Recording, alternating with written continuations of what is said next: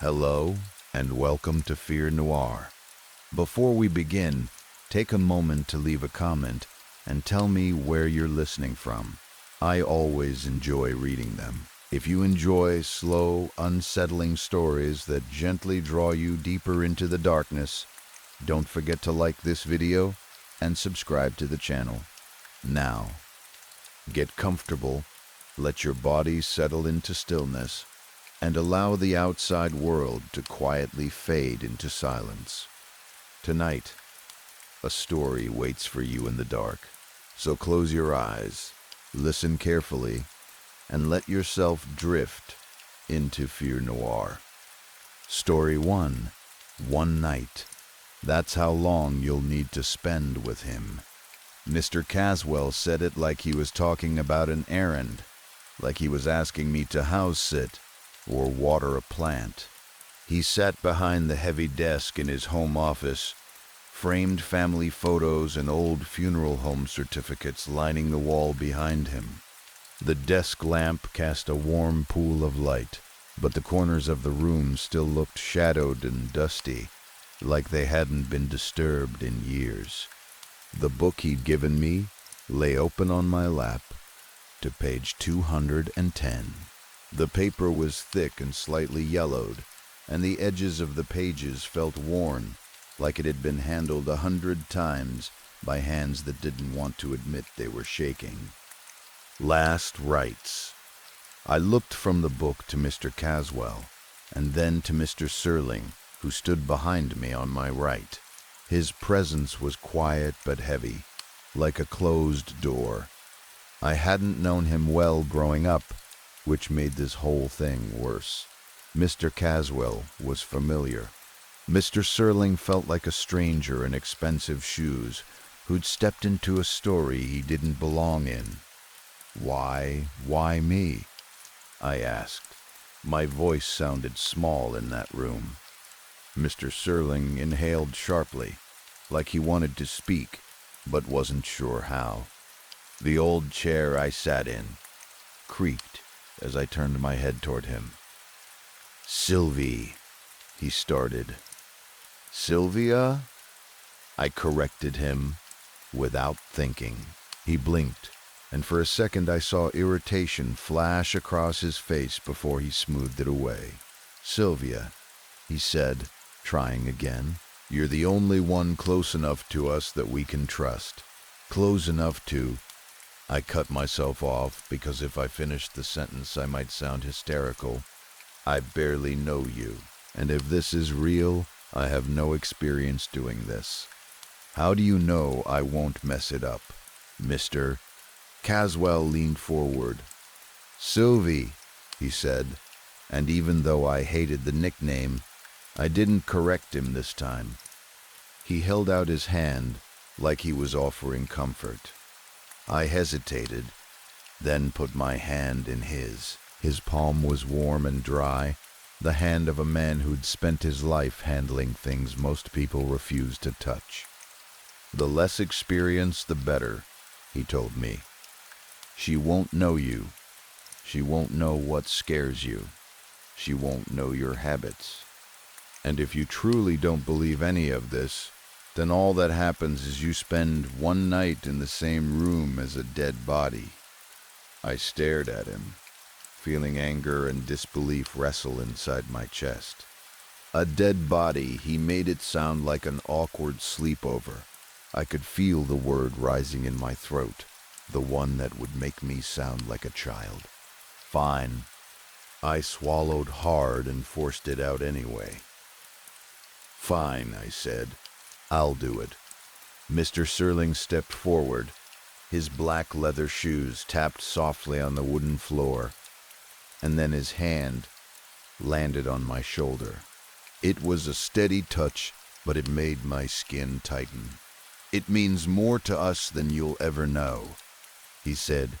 Mr. Caswell squeezed my hand a little tighter, then let go. "Honestly," he said, "thank you. If you want advice, ask Mia."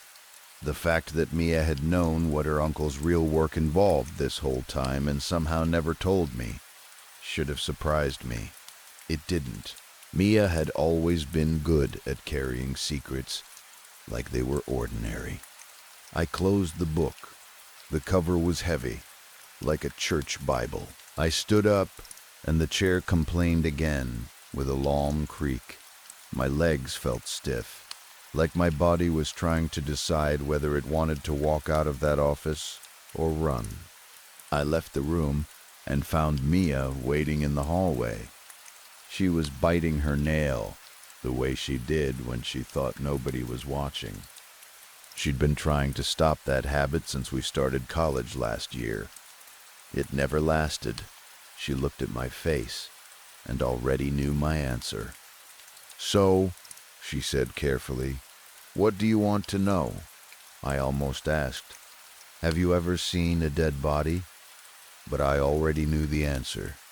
I had to. Pictures, videos, even in person. Growing up with Mia meant spending time around Mr. Caswell's funeral home. It probably wasn't a place for kids.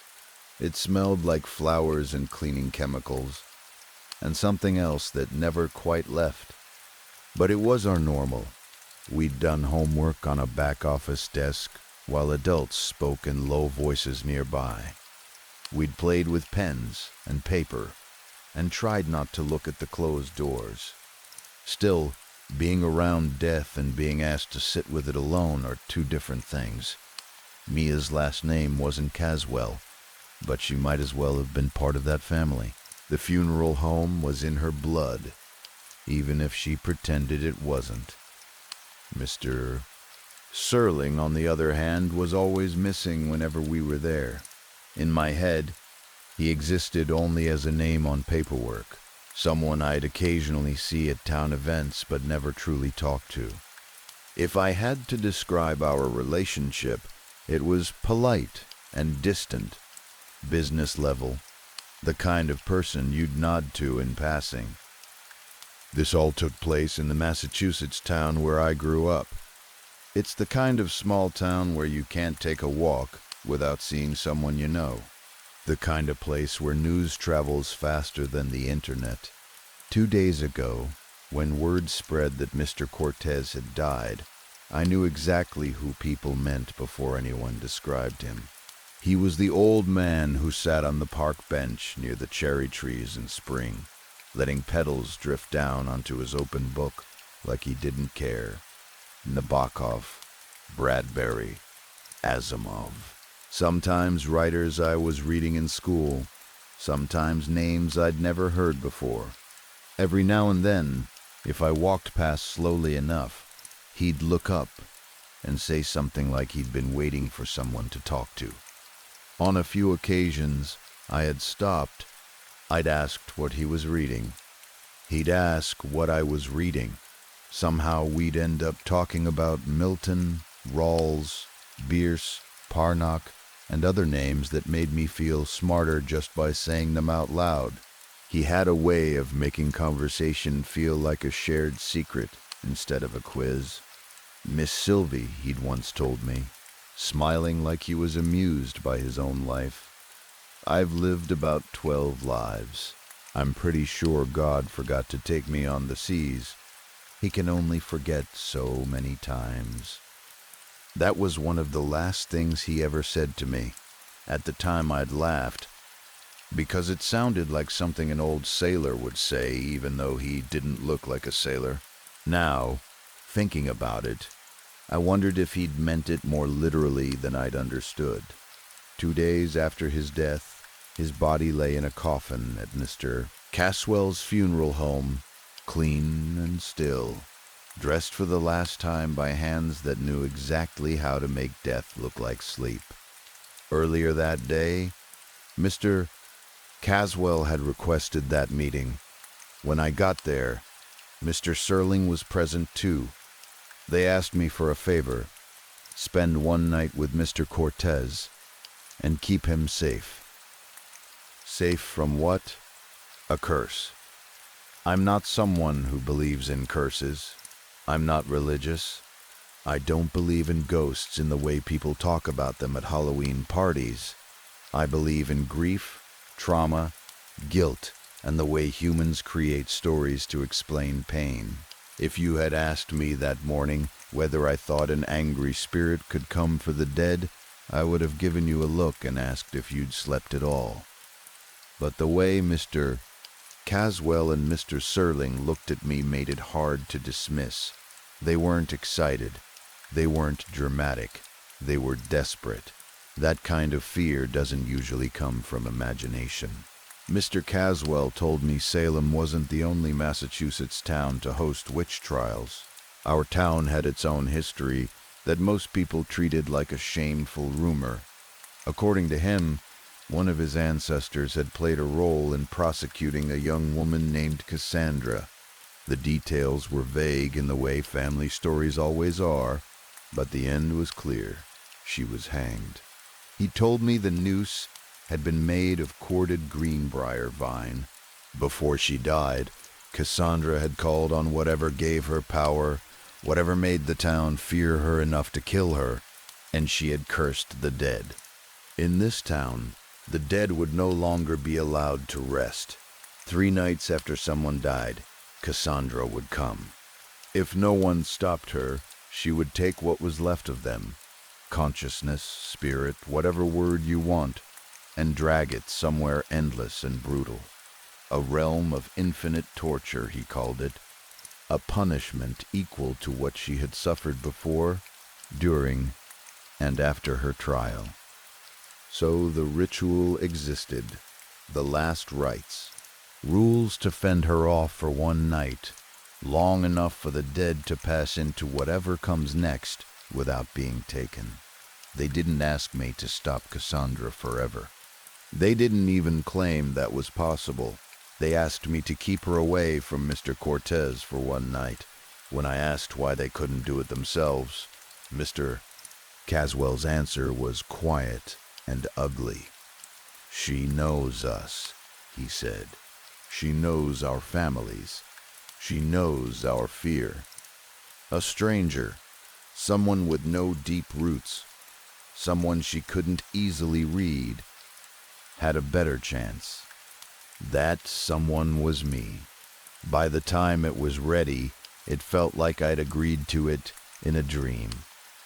Mr. Cortez's coffin had been moved to a small ceremonial building behind the funeral home, a place used for private rites that families didn't want seen. The building was old, with a high ceiling and a large stained glass window on the east-facing wall. The glass showed a pattern of colors that looked soft in daylight and threatening in the dark, like the window could turn into a mouth if you stared too long. The coffin rested in the center of the room on a symbolic shrine, a raised platform with carvings worn smooth by time. Small halogen bulbs hung from the ceiling. They were too bright and too modern for the rest of the space, and that mismatch made everything feel wrong, like someone had tried to put a Band-Aid over something ancient. Candelabras stood around the room, tall and gold, the kind you'd see in an old church. Their candles had been used many times, wax dripped down the metal shafts in frozen rivers. Even unlit, they looked like they were sweating. Mia helped prepare me the way her uncle had instructed. Part of the ritual required a traditional dress, heavy and old-fashioned, pale yellow with a tight corset that made breathing feel like work. It was symbolic, Mia said, though she didn't fully explain what it symbolized. Maybe innocence, maybe submission, maybe the idea of standing in the place Cassandra once stood, trapped in fabric and expectation. Mia plaited my hair and tightened the corset until my ribs ached. Then she pinned a hibiscus flower into the left side of my hair. The flower looked bright and delicate against the old dress, like a small act of rebellion. "You'll feel silly," she admitted, "but do it exactly. Don't change anything." I did feel silly, standing there in a dress that belonged in the 1800s, holding an energy drink and scrolling on my phone. But the silliness didn't last. Fear has a way of stripping you down to basics. Once I was alone in the ceremonial building, the door shut behind me with a soft click that felt louder than it should have. I set my backpack down. I placed my 3 energy drinks on the altar like offerings. I set the book beside them. Then I looked at Mr. Cortez. He lay in the coffin with his hands folded, face peaceful. I told myself it was just a body, that whatever made him Mr. Cortez, the mind that liked books, the voice that made jokes, was already gone.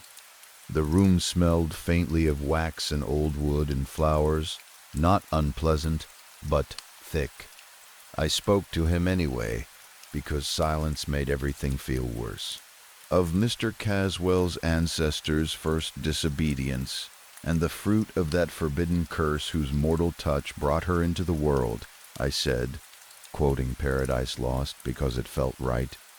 Mr. Cortez and I had talked about Milton more than once. He didn't respond, of course. I cracked open an energy drink with a sharp hiss that sounded rude in the quiet. I drank too fast and felt the cold liquid sting my throat. I set it on the altar and took the lighter from the top drawer the way Mia said it would be placed. I walked around the room, clockwise, lighting the candles. One by one, small flames bloomed. The room warmed with light, shadows jumping behind the candelabras like they were alive. When all the candles were lit, the place looked less like a building and more like a stage set for something old. I returned the lighter to the altar. I took the book and my energy drink and sat in the chair on the shrine's left side, exactly where the instructions said. I read the rules again, even though I already had them memorized. There were ways to repel Cassandra, but almost none were permanent. First came Caswell's apology, a prayer directed at Cassandra herself. It worked sometimes, the book said, because Cassandra didn't always arrive with a clear mind. The visitations weren't the same every time. It had been centuries. She didn't even always remember her own story until someone forced her to. If the apology failed, jasmine petals could repel her briefly. I had a small vial of them in the altar cabinet, dry and fragrant. If I crushed them in my hands and threw the rest into a fire in a bucket, the scent and smoke would push her back for a moment. And if the jasmine didn't work, the book said she would focus on me. That was why I was alone. Cassandra fed on the living. If more than one person was in the building, she would have more power, enough to resist, enough to overwhelm, enough to take what she wanted. Knowing that didn't make me feel brave. It made me feel like bait. Time crawled. I kept checking my phone even though I had no reason to. I scrolled without reading, thumb moving on habit, while my mind listened for a sound that wasn't there. The candles flickered softly. The halogen bulbs hummed overhead. The air felt dry, but I could still taste wax in the back of my throat. Hours passed, and nothing happened. I finished my first energy drink and started my second. I stood and stretched my stiff back, corset tight. I walked around the coffin once, not touching it, just needing movement. Then I sat again and forced myself to keep my eyes open. It was some time after I finished my second drink, when my body was buzzing with caffeine and my mind was still dragging, that I felt it. A hand on my shoulder, cold, light, almost gentle, like someone resting their fingers there to get my attention. I jumped out of the chair so fast it scraped the floor. My whole body reacted before my mind caught up. I spun around, heart hammering. She stood there like she'd been there the whole time. Cassandra stared at me with a look that wasn't fully anger and wasn't fully curiosity, but something in between. She was tall, taller than me by enough that my eyes met her collarbone. Her face and arms were pale in a way that didn't look like makeup. It looked like she didn't belong to blood and warmth. She wore a long white dress, smooth and clean, and black shoes peeking out at the bottom. Her black hair fell down both sides of her face like ink poured from a bottle, glossy and heavy. On the top of her head sat a crown of flowers woven together, petals a purplish blue. It was the only color on her, and it made her look like a painting that had been drained of everything but one bruised shade. My mouth went dry. I could feel my heartbeat in my throat. I didn't move. I didn't even breathe properly. Her eyes drifted from my face to Mr. Cortez, and in that small motion I could see her purpose snap into place. Her expression tightened with determination, like she'd remembered why she came. She raised her right arm and started moving toward the coffin. She didn't walk. She didn't run. She didn't float in a dramatic way. She simply glided, as if the floor wasn't friction, as if the room was pulling her like a tide. I lunged toward the altar and grabbed the small piece of paper with the apology written on it. My fingers shook so badly, the paper fluttered. "Cassandra!" I shouted, and my voice sounded wrong in that room, too loud and too thin. She paused. Her eyes slid to me. I read fast because I was afraid if I slowed down, I'd fall apart. "Cassandra, robbed of innocence, of liberty, and of life, cease your insatiable battle." I said, "What Caswell thought was justice, we now know to be the pinnacle of injustice.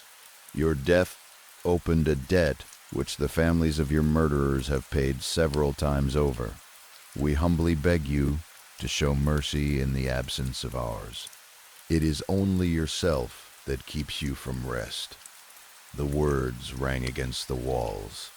The room, which had been swallowing sound all night, suddenly threw my voice back at me like an echo.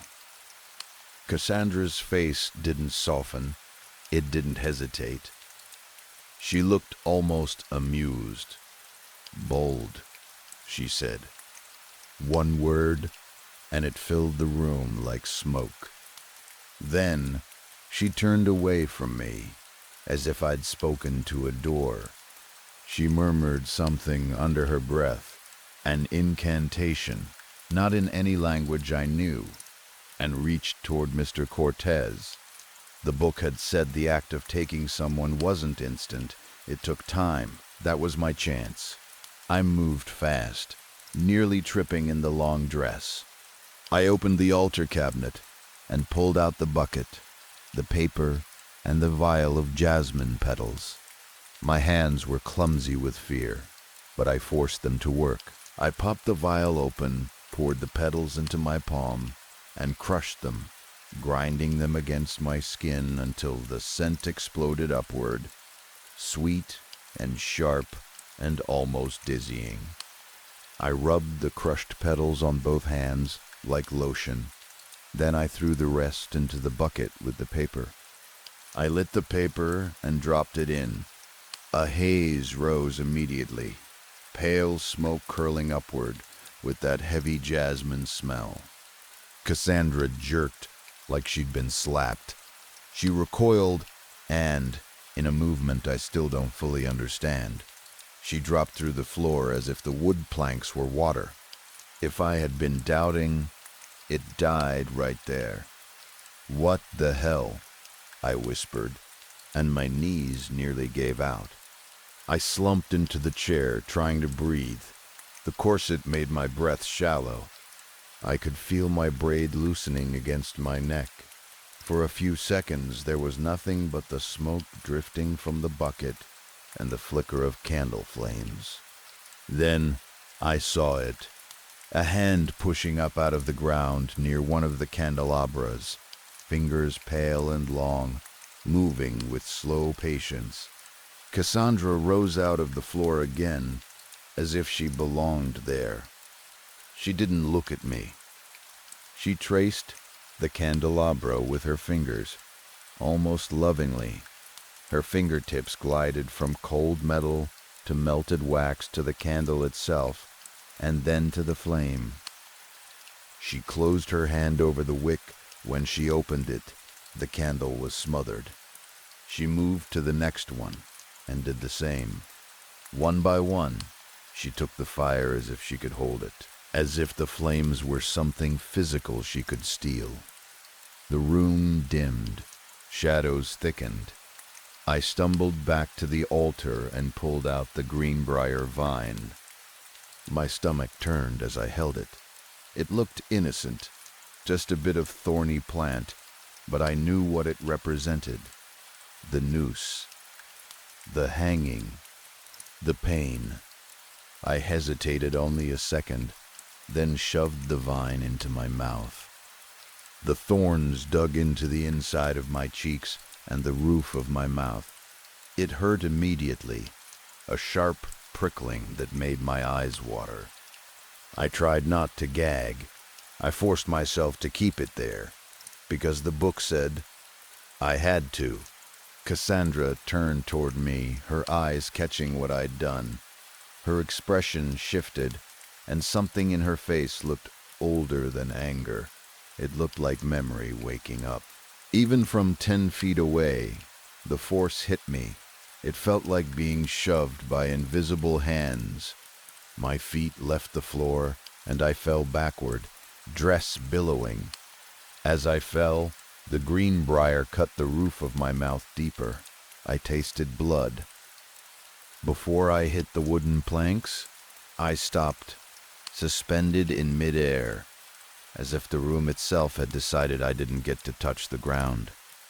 I tried to move. I couldn't. My arms wouldn't flail. My legs wouldn't kick. Panic lit up every nerve, but my body stayed frozen. Cassandra drifted closer. She floated above me, parallel, close enough that her hair fell onto my face like cold, wet ropes. It brushed my cheeks and lips. I tried not to breathe it in. The book had warned me.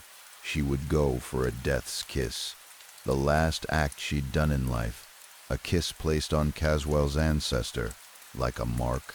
Her hands slid along my cheeks. They felt like winter metal. I forced the greenbrier forward in my mouth, pressing it out just enough. Her lips neared mine. The thorns touched her. They cut. For the first time, Cassandra showed pain that looked real. She recoiled and screamed, and the sound was raw and high, the kind of sound that makes your bones ache. I dropped to the floor hard. My lower back slammed into the wood and pain shot up my spine. But I didn't care, because I could move again. Cassandra sagged, as if something inside her had broken loose. For a moment, her illusion fell apart. The pale woman in the clean dress was gone, replaced by a decaying body, skin rotted and slipping, bones showing through in places.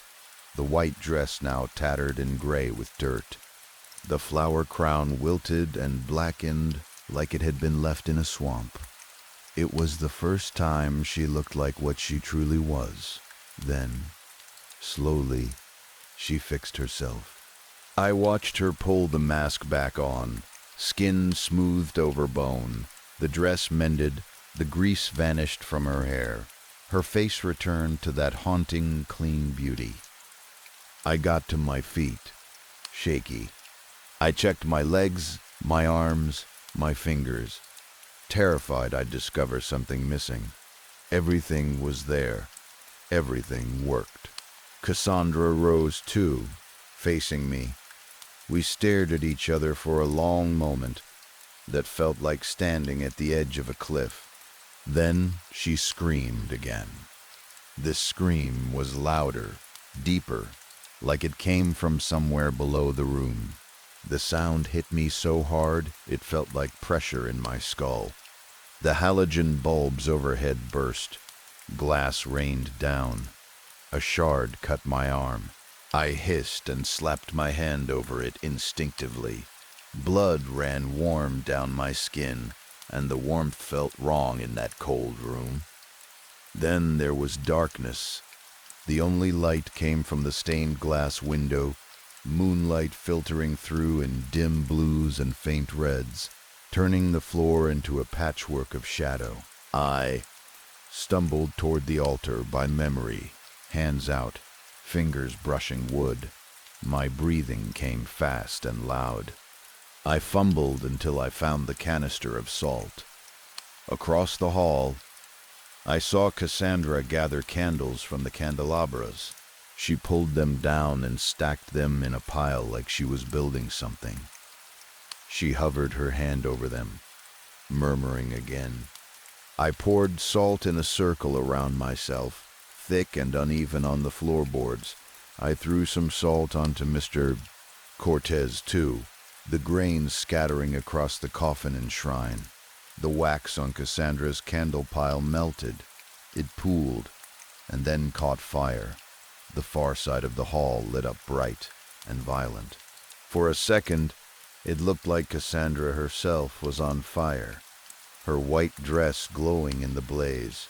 Then the whole side of the room seemed to burn with her, as if she'd spread the flame through the air. Heat hit me. Sweat broke out under the heavy dress. My mouth felt dry and bloody from the greenbrier. The instinct to run was so strong it made my muscles tremble. But I stayed in the salt circle. The fire spread toward me quickly. The light was blinding, orange and white, and through that brightness, I saw a figure walk forward. Not Cassandra. A man. Huge, muscular, unnaturally tall.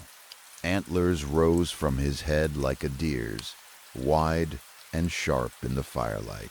He wore a flowing blue cloth that moved as if underwater.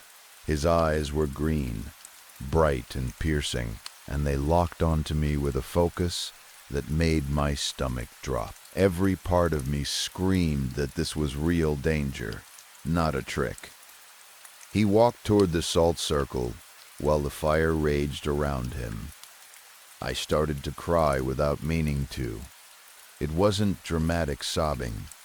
It was a quiet leak of tears from pure fear. My legs wanted to bolt. My hands clenched so hard my nails dug into my palms. I lowered myself to the floor on purpose, like if I sat down I could stop myself from running. The fire reached the edge of the salt circle, and it stopped. It pressed against the line like an invisible wall held it back. Flames curled and snapped, but none crossed over. The antlered man suddenly ran at me. I flinched hard and threw an arm up, bracing for impact. He stopped at the salt, inches from it, like he'd hit a barrier too. He leaned down, close enough that I could see the details in his eyes, the way the green seemed to swirl. I couldn't handle looking at him. I turned my head away. He screamed. The sound was so loud and so close that my vision blurred. I felt like my brain was rattling inside my skull. I was propping myself up with my hands, and I realized one of my hands was resting on the salt behind me. I stared at my fingers pressed into the grains. Then, slowly, I lifted my hand. I pushed it out past the salt line into the fire. It didn't burn. The heat was there, but it didn't hurt. My skin didn't blister. My hair didn't singe. It was like the fire couldn't touch me. I looked back up. The antlered man was gone. Cassandra stood where he had been. The flames receded fast, collapsing backward into the wax pile. as if the fire was being sucked away. The wax reformed, and the candles returned to their original shape, stacked neatly again as if nothing had happened. Cassandra's face looked different now, redder, streaked with tears. She turned away from me and made sounds that weren't words. They carried emotion, though. Confused despair, like someone drowning in their own memory. A slow light began to cut through the darkness. At first it was faint, then stronger, beams of red, green, and blue shining through the stained glass window. Dawn. The stained sunlight spread across the floor like spilled paint. Cassandra stared at it. She looked almost stunned by the brightness, like she'd forgotten what morning felt like. She stepped closer to the salt circle, bent down, and scooped up a handful of salt. Then she threw it at me. I raised my hand to block my eyes, and grains hit my face and hair and dress. Cassandra laughed. It wasn't joyful. It was bitter, sharp, like breaking glass. Then she turned and sank into the floor again, disappearing as easily as breath, leaving a body. I stayed still for a long time, not trusting it, not trusting the silence, not trusting the fact that I could suddenly hear my own breathing again without that pressure in the air. When I finally stood, my legs felt weak, like I'd run miles. I walked to the door, hand on the handle, and paused. I looked back at Mr. Cortez one last time. He lay as he had all night, quiet, still. But the air around the coffin felt calmer, like something had passed without taking him. I didn't know what that meant in any final, comforting way. I only knew I'd been there and whatever came had left. I don't believe in God. I don't believe I met the devil. What I believe is that I met a human being who was deeply wronged in her life, and that whatever pain she turned into power has been echoing through this town for centuries like a wound that won't close. I opened the door. Cold morning air rushed in, clean and bright. Sunlight touched my skin, and after all the darkness, it felt almost unreal, simple, ordinary, the kind of light that shouldn't exist after a night like that. I stepped out anyway. Story 2. It started on a day that should have been forgettable. My girlfriend and I were out for coffee at a small cafe on the main street of our mountain town. The kind of place where the barista knows your order and the chalkboard menu still has the same jokes written on it from last year.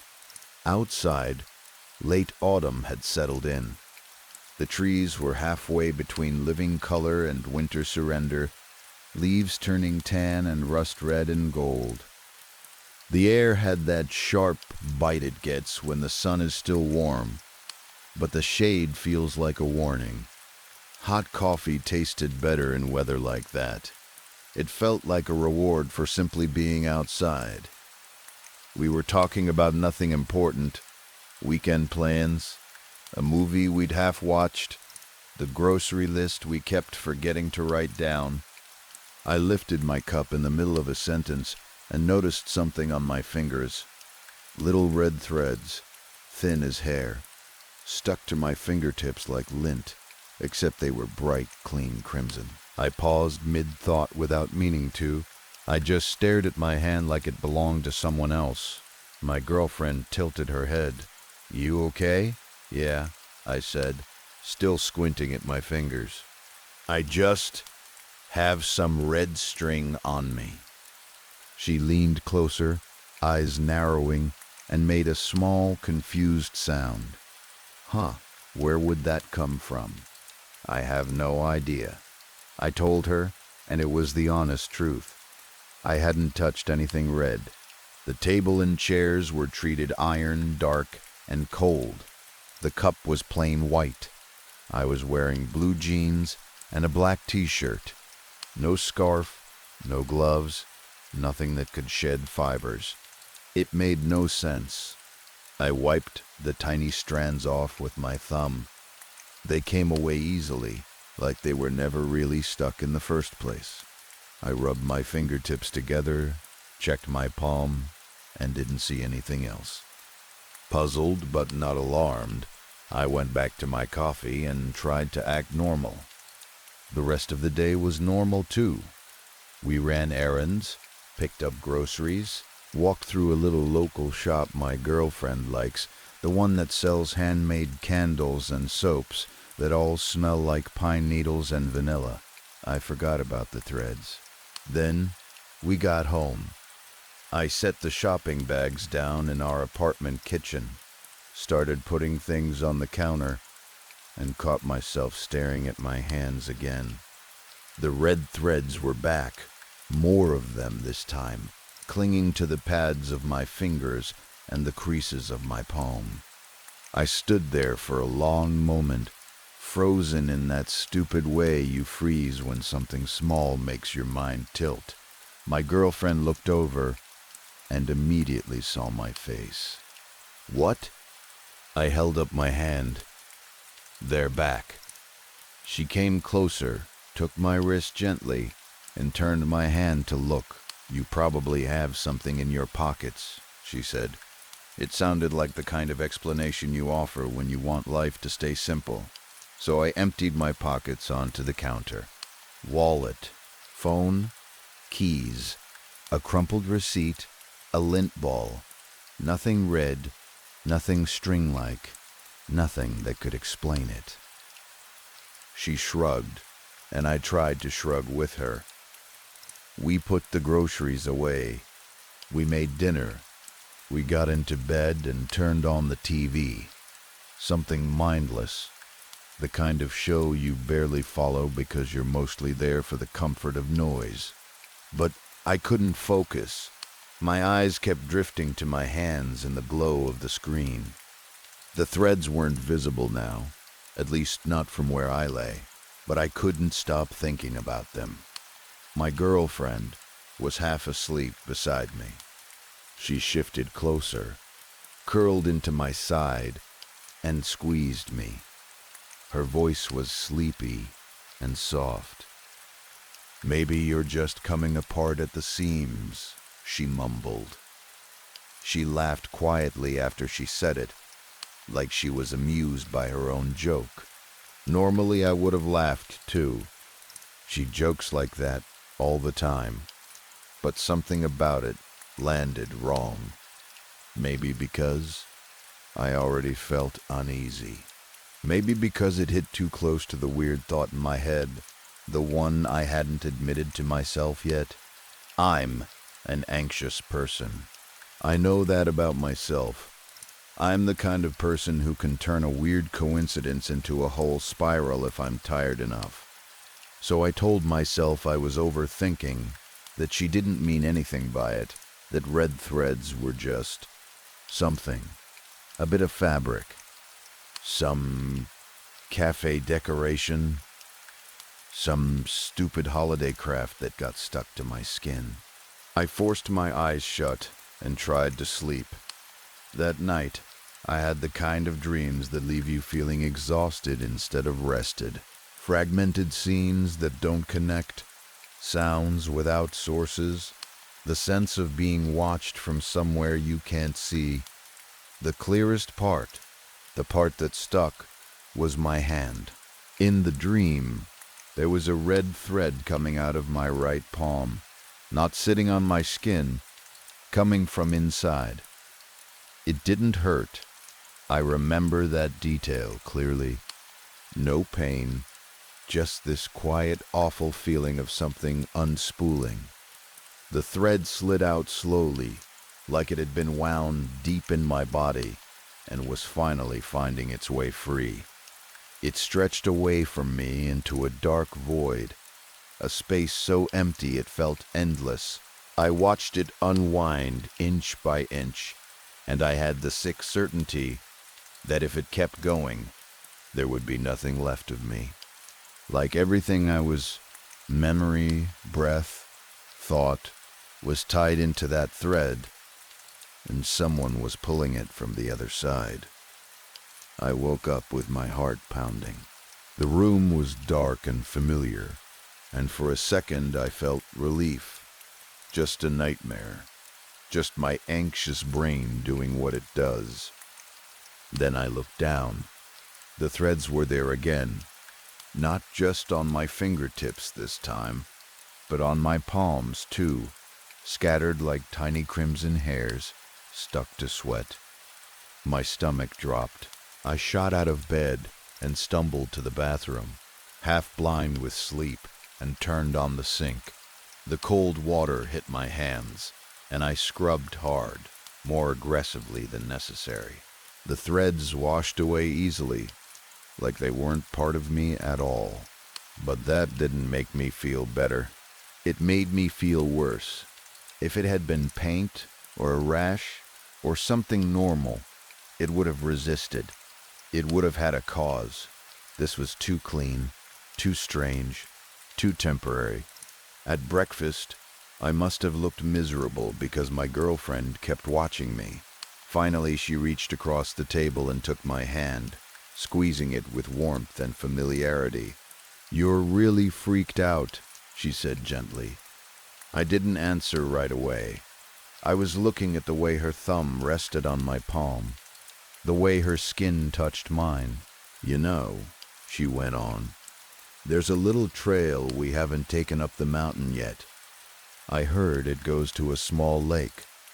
Want to go? Might take your mind off things." As she let go of my hand, I saw red threads on her fingers, the ones from my palm. They'd rubbed off onto her. She saw them too, wiped them away without even pausing. Then she stood and flashed me that bright, toothy smile she has, the one that usually makes my chest feel lighter, like whatever's wrong in the world can't reach me if she's smiling at me. "When?" I asked. "Whenever," she said. "Just let me know." Then she moved around the kitchen like nothing had happened, humming softly as she rinsed her mug and set it in the rack. She seemed almost cheerful, more than cheerful. She seemed energized by the idea in a way that didn't match the morning mood at all. I stayed at the table, staring at my hands. After she left the room, I did what anyone does now. I tried to be rational. Maybe it was medical, some weird skin condition, some reaction. I sat down with my phone and typed the symptom into Google like an idiot. Red threads appearing on fingertips, red fibers on palms, itch, burning. Nothing came up that fit. Just random forums, craft sites, unrelated medical pages. It was like my problem didn't exist. When I walked into the living room, my girlfriend was there already, watching me like she'd been waiting. She had this eager smile, wider than normal, and it didn't reach her eyes the way it usually did. It reminded me of a kid bouncing on their toes before a surprise. "You're that excited to go hiking?" I asked, trying to make it sound like a joke. She giggled, a light little sound that felt too sharp. "I'm just really excited to show you this place," she said. "It's really neat. I think it'll help." My eyebrow lifted. "You've been before?" She shrugged. "A while ago." "When?" I pressed. She shrugged again like the question didn't matter. "Just a while." Something about that bothered me. Not because she'd been on a trail without me, we've both done things alone, but because of the way she said it. Vague, slippery, like she didn't want the timeline pinned down. I told her I'd think about it. Then I said I wanted some air and stepped outside. I walked around town for a while, trying to settle my mind. Our town is small enough that you can cross it in 15 minutes, but the mountains make it feel bigger. Streets curve, Trees block sight lines. Everything feels tucked in, sheltered. Normally, that makes me feel safe. That day, it made me feel watched. I kept brushing my palms against my jeans, trying to wipe the threads away, but they kept coming back. A few minutes after wiping, I'd feel that faint, sticky sensation again, look down, and see the red fibers clinging to me like they wanted to be noticed. At some point I stopped and turned back toward home, but before I committed, I did one more thing. I pulled out my phone to search for the lake. Before I even opened the browser, I noticed the threads weren't only on my hands anymore. They were creeping up my wrists, thin strands on my skin like I'd brushed against a spider web made of red hair. Shit, I said out loud, louder than I meant to. I shook my arms hard. The threads fell off in little clumps, drifting away like dust, and for a second I thought I'd gotten rid of them. Then I realized more were already forming. My heart kicked harder. I typed the name my girlfriend had given me, Lake Afenliger. The results popped up fast. A lake in Norway. We live in Colorado. I checked the spelling, checked it again, tried a few variations. Same thing, Norway. No lake by that name anywhere near us. No local trail maps, no hiking site, no forum post, nothing. That should have been enough to make me say no. It should have snapped me back into logic. But when I got home that afternoon, my girlfriend had already packed the car. Hiking poles, water, compasses, backpacks, everything laid out like she'd been preparing for hours. She looked up when I walked in, and her eyes were bright in a way that made my skin prickle. "Whoa," I said. "It's kind of late to go hiking, don't you think?" She gave me this look that didn't feel like hers. Starry-eyed, yes, but also hungry, animal. Like her excitement had sharpened into something with teeth. "No," she said softly. "I think it's the perfect time. Come on, I'll show you where the trail is." I stood there with my mouth slightly open, not even sure what I was feeling. Confusion, fear, disbelief. A part of me wanted to laugh and tell her to stop messing with me. Another part of me wanted to grab my keys and leave alone, but I didn't do either. I don't know why. I still don't. Maybe because she was my girlfriend, and my brain kept insisting there had to be a normal explanation. Maybe because her confidence flattened my instincts. Maybe because the threads on my skin made me feel like I wasn't in control of myself anyway. Like I was already halfway into something I didn't understand. She got into the driver's seat. I watched her hands on the wheel. The way she moved was too smooth, like a performance. I wanted to say no again, firmer. I wanted to refuse. Instead, I found myself climbing into the passenger seat. The drive passed in a blur.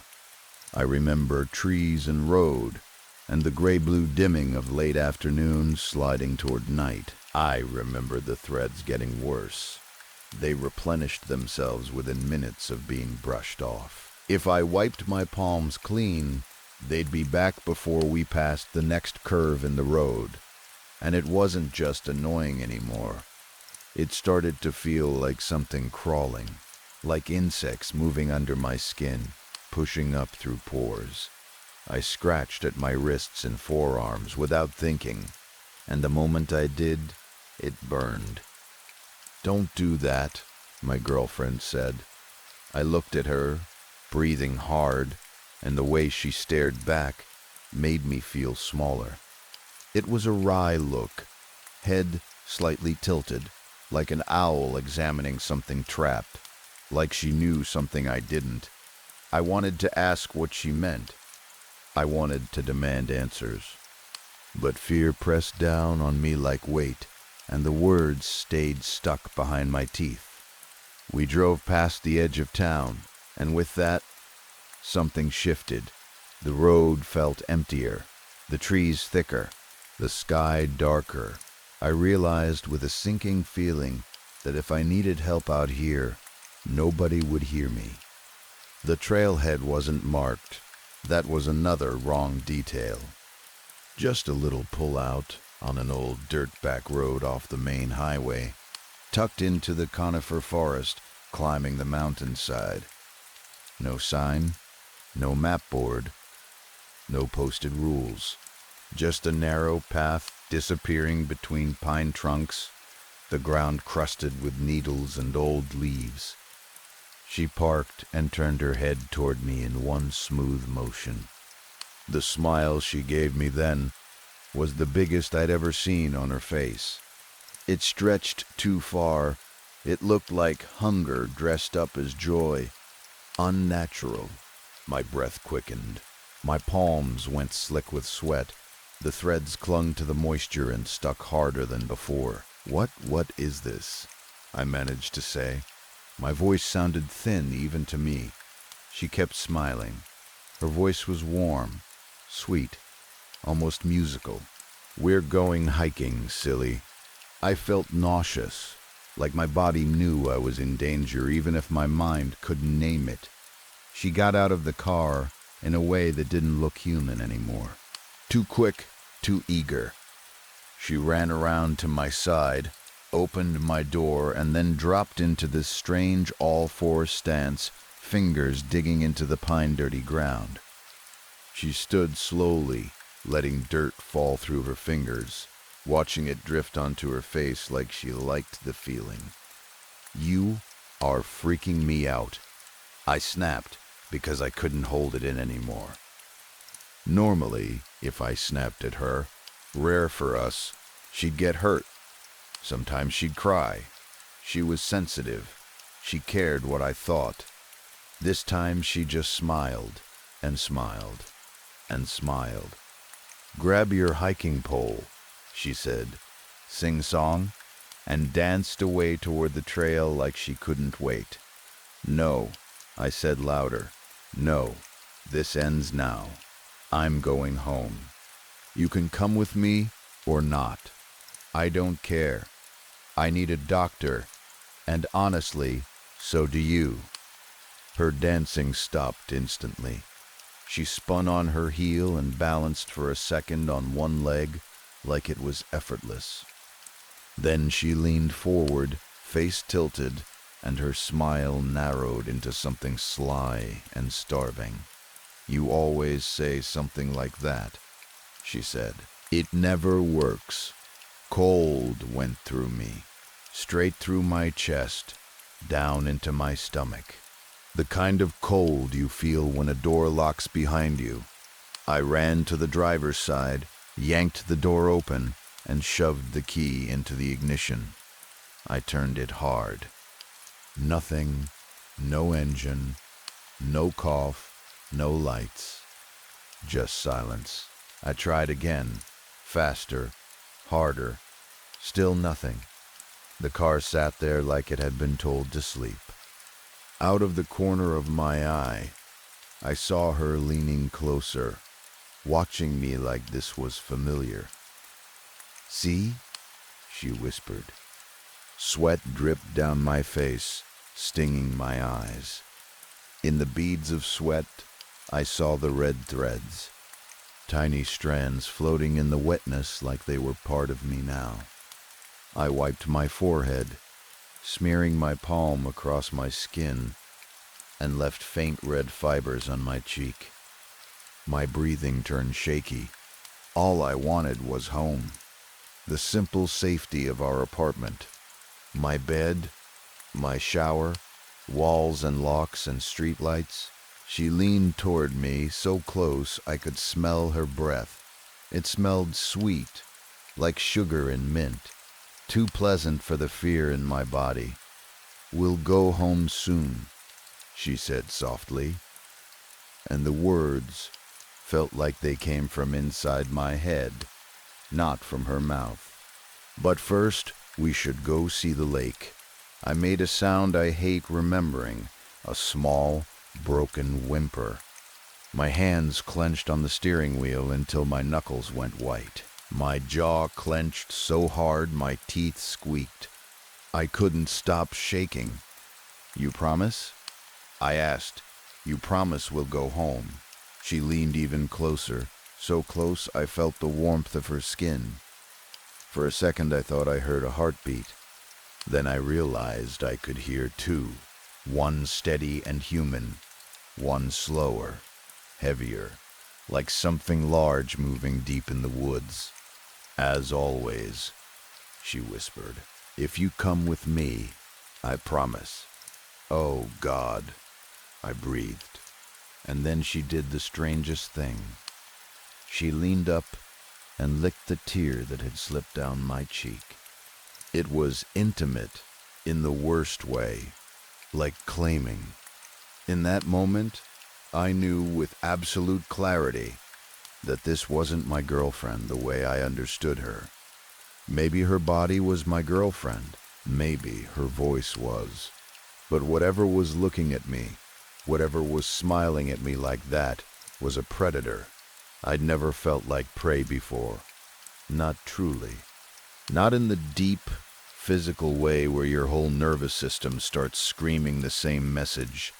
You are not in control. I nodded, not because I wanted to, but because I didn't see another option. "Good," she whispered. She took my hand and pulled me out of the car. We left the supplies behind, the poles, the packs, the water. None of it mattered to her. She wanted me, not the gear. Her grip was iron. She didn't just hold my hand. She controlled it. Every time I tried to loosen my fingers, she tightened. It was forceful, demanding, and somehow, in a sick way, it made me feel safer. Like if anything else in those woods wanted me, it would have to go through her. We moved into the forest as night dropped around us. The trees swallowed the last light quickly, and the air got colder. She started to hum as we walked, then sing, a tune with no words, just a rising and falling sound that made my skin crawl. Sometimes it sounded like chanting.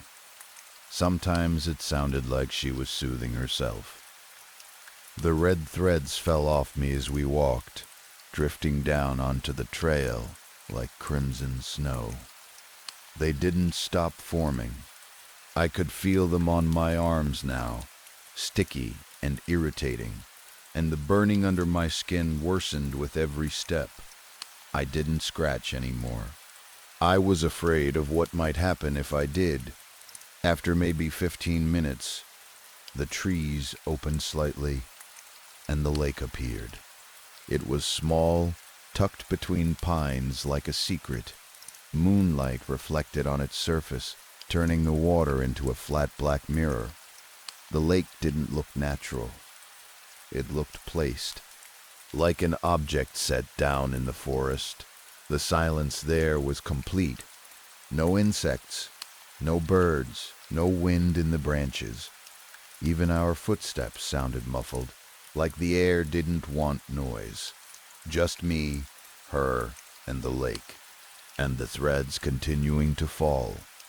At the edge of the water stood two stones, upright, placed side by side. They were too clean, too intentional to be random boulders. One looked ancient, weathered, its markings worn and softened by time. The other looked newer, as if someone had carved it much more recently. My girlfriend skipped toward them like she was excited to show me a view. She turned and gestured for me to follow with long, elegant fingers that didn't look like her hands anymore. Not quite. I walked because her grip on me didn't allow anything else. Up close, the writing on the stones was runic, old shapes carved into the surface, lines and angles that looked like language from a time before ours. The carvings seemed to drink the moonlight instead of reflecting it. "What are these?" I whispered. "These are for you," she said brightly. My stomach dropped. "What are you talking about?" She clicked her tongue like I was slow. "It's part of the deal." I stared at her, anger flaring through fear. "What deal?" Her smile softened into something almost affectionate. "The one you made the day you died," she said, like she was reminding me of a promise I'd forgotten. "You wanted to live, forever, like me. Your thread is mine. It will always be mine, and so it goes." My heart slammed against my ribs. The day I started, but the words fell apart. I couldn't find the memory she was referring to. I couldn't even find the space where it should have been. It was like trying to remember something from before you were born. Before I could ask anything else, she lifted my hand and turned my palm upward. In the center of my palm was a single red thread sticking out of my skin like a hair. Not on my skin. From inside it stood upright, waiting. She pinched it between her thumb and forefinger, delicate as a seamstress, and then she pulled. The thread slid out smoothly. It didn't snap. It didn't break. It just kept coming, long and hot and stringy, like sinew, like a piece of me being drawn into the world. I tried to jerk away, but my body wouldn't respond the way it should. My muscles felt distant. My fear felt far away, muffled, as if the moment had already decided itself. She kept pulling, and I started to feel lighter. Not lighter like relief, lighter like emptiness, like my insides were being replaced with air. My breathing slowed without my permission. My heartbeat softened, then faded, as if my body didn't need it anymore. She danced as she pulled, circling the lake with quick steps. The red thread moved with her, following her rhythm, responding to her humming like it was alive.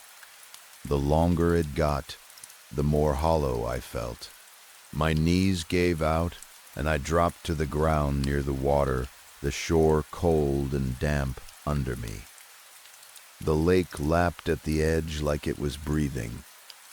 My girlfriend pulled and pulled, and as she did, something changed in her. Antlers began to rise from her head. At first they were small, like shadows, then larger, then unmistakable. Deer antlers, branching and strong, growing rapidly as if fed by the thread she was taking from me. They grew proud and massive, framing her face and the moon behind her. Woven between the antlers was red thread, forming a web, a net, a crown made of my own unraveling. I tried to speak, I tried to scream. Nothing came out. My vision dimmed. The forest blurred. The moonlight faded. My emotions drained away first, then my senses. The smell of pine, the cold of the air, the roughness of the ground, it all slipped. The last thing I saw was her standing over me, looking down with that wide, otherworldly smile, antlers cutting a perfect shape around the moon. And I had a strange feeling right before everything went black that I'd seen this image before. Once, twice. Like this wasn't the first time the thread had been pulled. Like I'd simply forgotten. I tried in the final moment to force myself to remember. I whispered the thought inside my mind like a prayer. Then the world dropped out from under me. I fell into the void.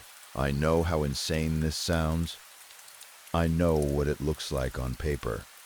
But I woke up the next morning in my own bed.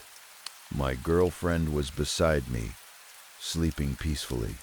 No antlers, no strange light in her eyes.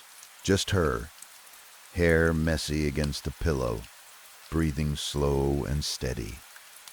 For a few seconds I didn't move. I didn't even blink. I waited for the room to twist back into the forest. I waited to feel threads sliding out of my skin. Nothing happened. Then reality hit, and I shot upright so fast my chest hurt. I breathed hard and stared around the room like I'd never seen it before. Our dresser, our laundry basket, the lamp, the familiar crack in the corner of the ceiling. Normal life unchanged. My girlfriend stirred, rubbed her eyes, and sat up. She smiled at me, sleepy and normal. "Babe?" she asked. "You okay?" I stared at her for a long time. She looked back, her smile wavering slightly as my silence stretched. "Babe?" she repeated, quieter. "Yeah," I said finally, and I hated how shaky my voice sounded. "Yeah, I'm fine. Weird dreams, that's all." It was a lie. I hadn't dreamed, not in the way dreams feel.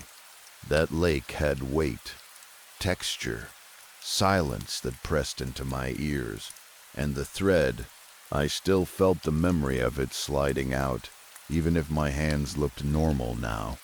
The day went on like nothing had happened. We got coffee, we talked, we laughed at something on TV. She cuddled against me at night and kissed my cheek the way she always did. And the whole time I pretended I didn't know. I pretended I wasn't afraid of the person sleeping beside me. I don't know if she thought I forgot. I don't know if she believed her own mask again in daylight. But I remembered, and I felt tied to her in a way I couldn't explain. Like whatever deal she'd mentioned wasn't just words. Like a thread connected us, pulled tight, and no matter how far I ran, it would always lead back to her. That night, I dreamed of the lake again. Only this time I was alone. The forest was still silent, the water still black, the stones still waiting. But now there were 3 of them. The oldest one, the second one, and a new one. When I woke up, my mouth was dry and my hands were trembling. I went through the morning like a robot. After breakfast, I slipped away to the bathroom and locked the door. I stood under the harsh light above the mirror, pulled out my phone, and typed one word into the search bar. Affenligger. I stared at the result until my eyes burned. Everlasting. Eternal. Story 3. A few months ago, my dad passed away, and I'm still adjusting to what the world feels like without him in it. Grief isn't just sadness. It's the way time gets soft around the edges. It's the way you can be fine for an hour, and then suddenly feel like you can't breathe, because you saw something that reminded you of him. Before he died, he gave me his special records. That was his way of leaving part of himself behind in a form I could hold. He and I had always shared this strange, specific bond over old medieval music chants, early folk melodies, those rough, haunting instrumentals that sound like they were meant for stone churches and torchlight instead of modern speakers. Most people I know don't care about that kind of music. They might even joke that it sounds like ghosts singing in a hallway. But to us it was peaceful, familiar. It was one of the few things that made both of us quiet at the same time. For context, I live in a small Polish village that's been around since the 14th century. It's the kind of place where history doesn't feel like something in a museum. It feels like something under your feet. The roads are old. The church is old. Some of the houses still have thick walls that keep the cold out in winter, and the cemeteries look like they've been there forever. When the fog comes in, the whole village can look like it's floating. On certain nights, when the wind moves through the trees, you can almost believe the past is still here, watching. People in places like this grow up with stories, saints, spirits, curses, miracles, witchcraft. Most people don't fully believe them, but they don't fully dismiss them either. It's like the stories soak into the air. The day after my dad passed, I couldn't sit still. My mother was moving around the house like a person doing chores in a trance. Neighbors stopped by, offered food, offered condolences, then left. Everything felt too loud and too quiet at the same time. I didn't know what to do with my hands or where to put my thoughts, so I did the only thing that felt natural. I opened the box of records. The smell hit me first. The warm, dusty smell of cardboard and old paper sleeves. My dad had taken care of his collection. Some sleeves were worn at the corners, but everything was kept neatly, like he respected the music the way you respect something alive. I set up the record player and played some of our favorites. The sound filled the room in a way that made my chest ache. It wasn't just music, it was memory. Sitting in the kitchen, while my dad explained the difference between instruments, watching him close his eyes when a certain melody hit, the two of us saying nothing because the silence between the notes said enough. After a while, I started going through the box again, slower this time, looking at the sleeves, reading the titles, touching the faded print like it mattered. That's when I noticed a strange record.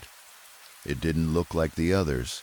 There was no label, no writing, no title, just a plain sleeve and a plain disc. At first I assumed it was a blank, maybe something my dad had picked up by mistake, or maybe a test record. But my dad wasn't the type to keep useless things. If he kept it, it had a reason. I took it out carefully and held it under the light. No markings. The center label was blank too. That alone felt odd. Even homemade records usually have something, even if it's just a scribbled note. I hesitated for a few seconds, then slid it onto the player. I told myself I was being silly. I told myself it was probably nothing. Still, I remember feeling slightly tense as the needle dropped, like my body expected something it didn't want. The music began. It was medieval, or at least it sounded medieval. Simple at first, almost like a slow folk tune. The recording quality was old, slightly warped, the way old records are. It sounded distant, like it was being played in a different room. About 20 seconds in, I saw her. At first, I didn't understand what I was looking at. My eyes caught movement in the corner of the room, and my brain did that delayed thing where it tries to label something as normal before it admits it isn't.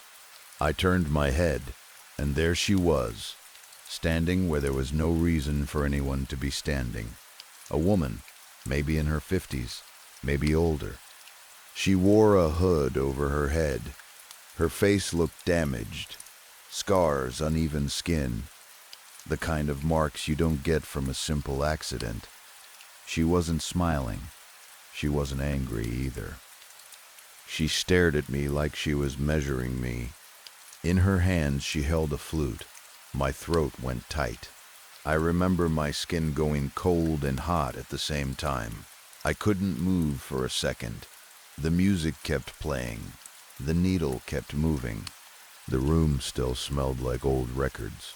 Everything stayed normal, except for the fact that an unfamiliar woman was standing in my home like she belonged there. I did the first thing my body could think of. I turned off the record player. The sound died instantly. The sudden silence felt like a slap. I looked back up and stepped forward without thinking, as if getting closer would make her make sense. But the moment the music stopped, she vanished. Not like she walked away, not like she faded slowly.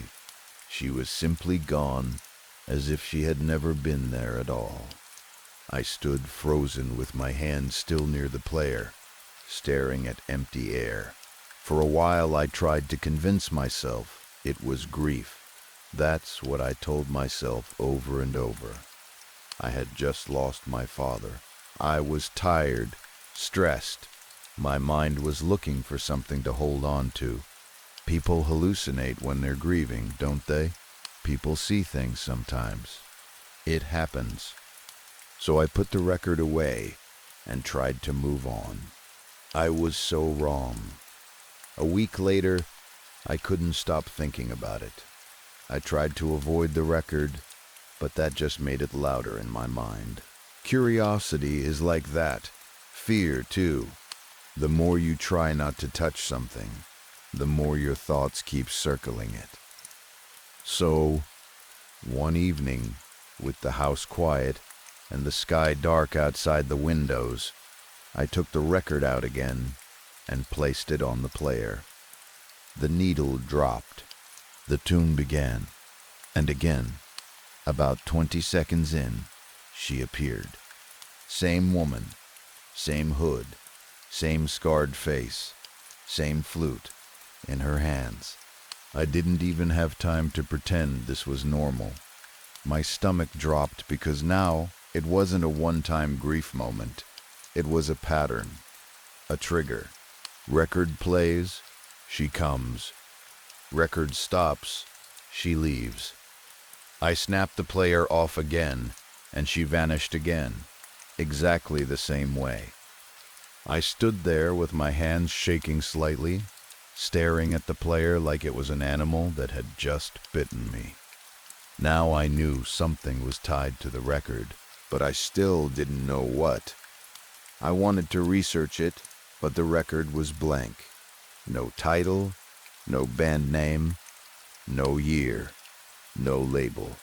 Nothing to follow back to a source. It felt like holding a key without knowing what door it opened. And here is where I made the worst decision I could have made. I cracked the record in two. I don't know what I was thinking. Part of me thought I was taking control, that if the record was the connection, breaking it would break whatever link brought her into my home. In my head it was simple. Destroy the object, destroy the problem.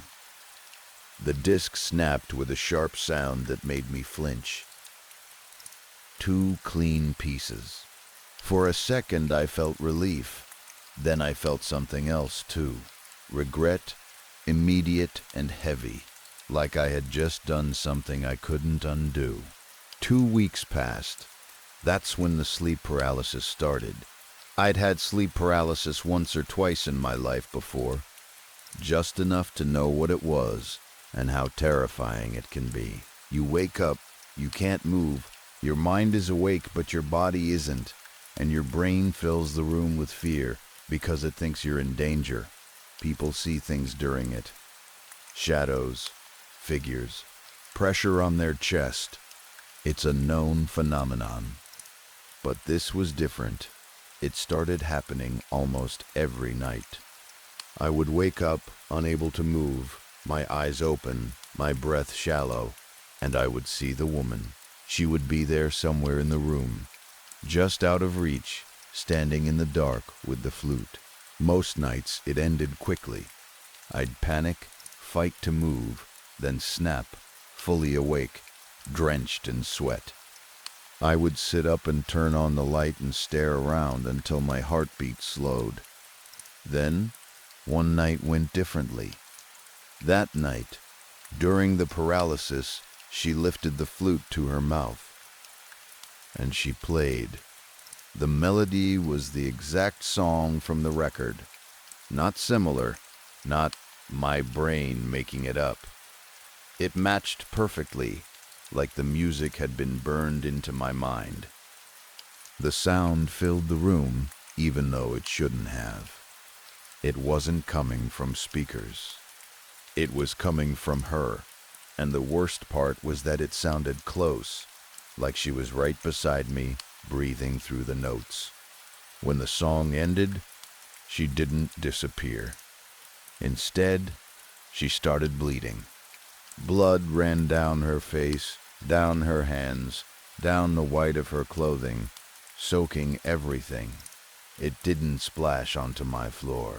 It seemed to fall through the air like it didn't belong to my world. Her skin changed as she bled, sinking inward, shrinking, peeling away. Her eyes grew darker, her face pulled tight over bone. Within seconds, she was nothing but a skeleton. Then the paralysis snapped, and I jolted upright in bed like I'd been thrown. I didn't sleep again that night. Every time I closed my eyes, I heard the flute song. Every time I looked into the shadows, I expected to see that hooded shape. The next day I went to the library, because I didn't know where else to go.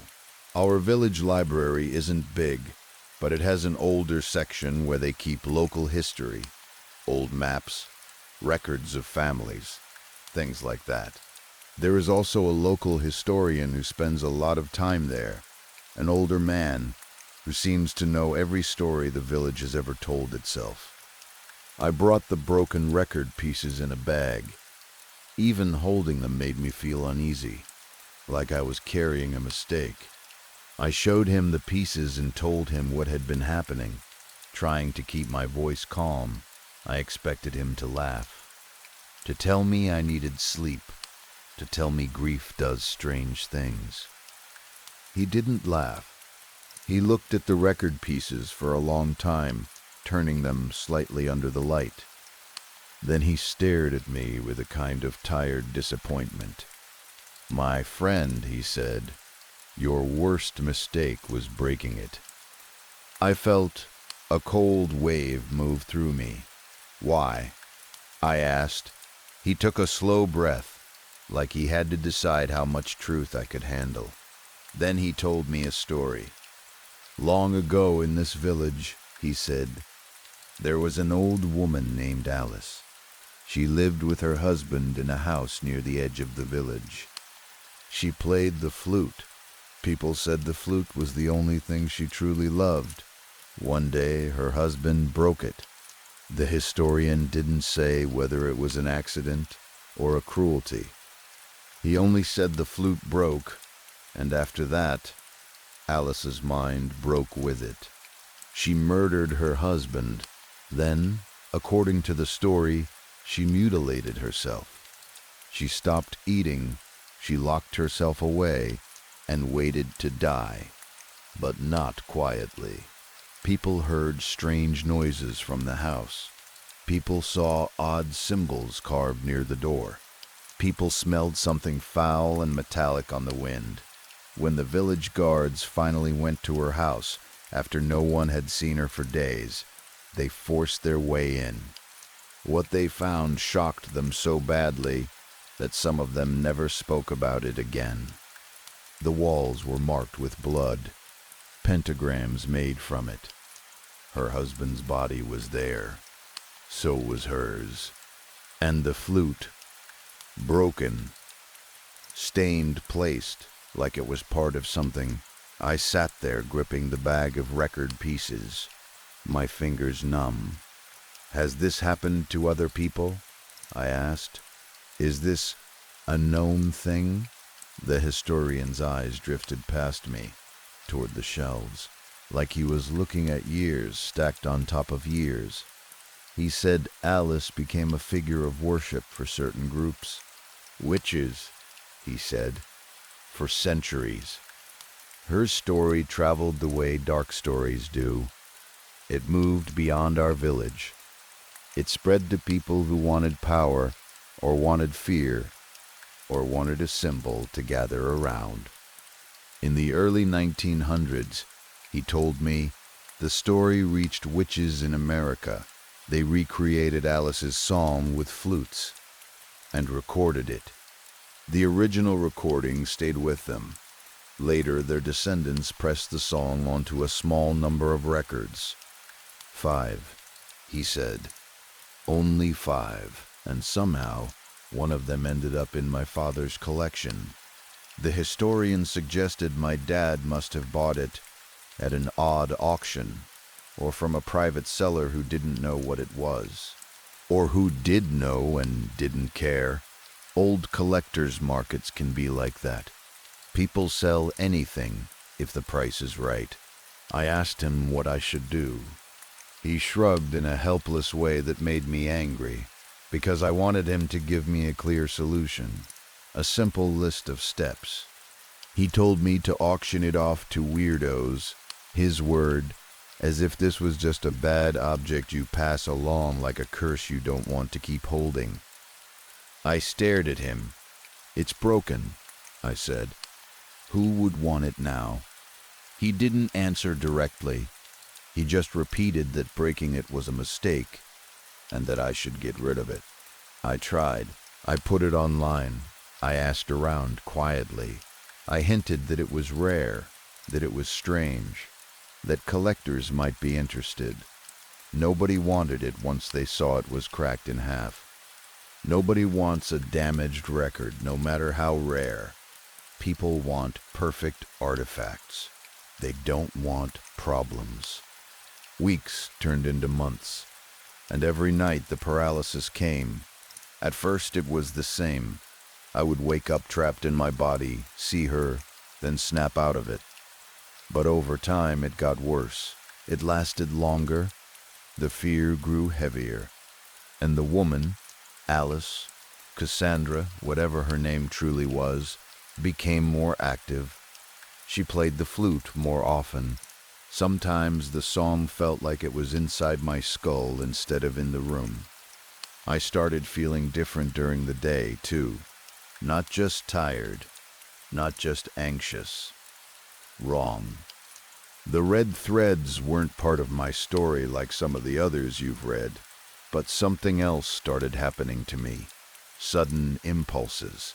Dark compulsions that didn't feel like my thoughts. Moments where I would look at a stranger and imagine hurting them, sharply and vividly, like the image was being pushed into my brain. I'd be holding a kitchen knife, and a thought would come. Do it.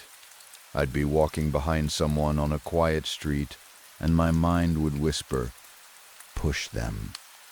I'd feel sick immediately afterward, terrified of myself, ashamed, wondering if grief had broken my mind, wondering if I was turning into something dangerous. I started avoiding people, avoiding sharp objects, avoiding being alone with my own thoughts. Then, about a week ago, the boundary snapped completely. It started happening while I was awake. The first time it happened, it was evening. I was in my kitchen, staring at the broken record pieces in a drawer, like they were radioactive. I felt that familiar cold crawl up the back of my neck, the same feeling that always came right before sleep paralysis. But I wasn't asleep. I was standing. My legs worked. My hands worked. I turned my head and saw her. She was in the corner of the room, hooded, scarred, holding the flute. My whole body went rigid, and she played. The tune filled the air, and my ears rang with it. Then she screamed at me, words I couldn't fully understand at first, like a language I didn't know but somehow recognized anyway. The meaning came through more than the words. Don't touch my flute. Don't break it. Don't take it. Don't. I didn't speak. I couldn't. I just stared until she vanished the same way she always did, like she slipped under reality. The next few days were quiet, almost normal. That scared me more than the fear did, because it felt like calm before something worse. Then tonight, it happened again. I went into the bathroom before bed. tired, trying to convince myself I was fine. My reflection looked wrong in that harsh bathroom light. My eyes looked sunken from lack of sleep. My skin looked pale. My hands shook slightly as I turned on the faucet. I lifted my head and saw her behind me in the mirror. Not beside me, not in the doorway.